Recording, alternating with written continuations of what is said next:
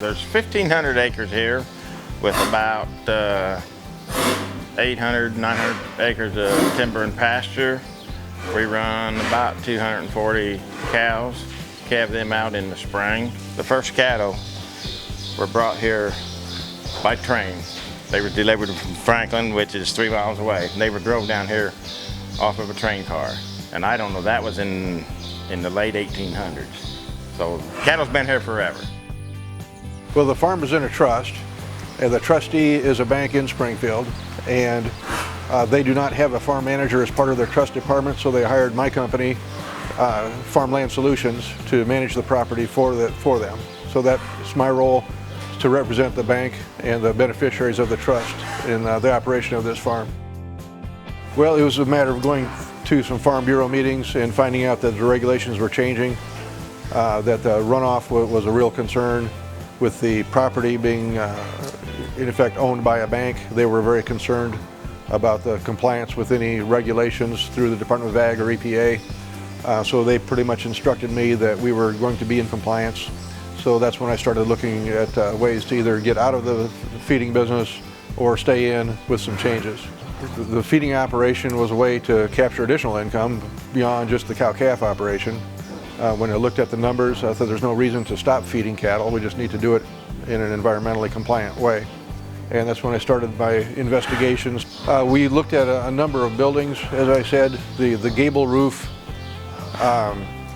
just the air seemed a little stale inside.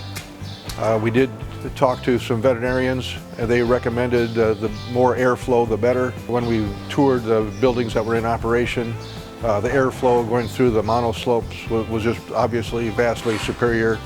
We did look at one building that had the anemometers on the south side and the north side, and I could see for myself the difference in the airspeed as the south wind was compressed and blew out the north side of the building. The other factor too, the owners here are very concerned about the animal welfare, and so they wanted to make sure that even though these guys are going to get a one-way ticket to town, that they're treated well during their lifetime. And I thought, if we have a building that's a healthier environment for them, that's the way we need to go to keep the owners happy. I interviewed a number of people who have put up this type of building. They were talking about a 2 or 3% increase in performance, a bit greater feed efficiency, faster rate of gain, fewer days to market. As far as labor, this in here is designed to clean once a year.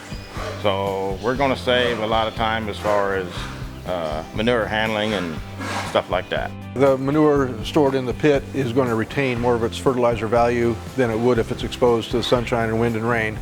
So using that, not just in your cattle budget, but the overall farm budget, that manure fertilizer value is going to replace a lot of commercial fertilizer out there on the field. I'm Jim Hermes. Operate the dairy farm at Franklin, Illinois. My name's Kent Kraft. We're on the Hughes Diller Sr. Trust farm, a couple miles south of Franklin, Illinois.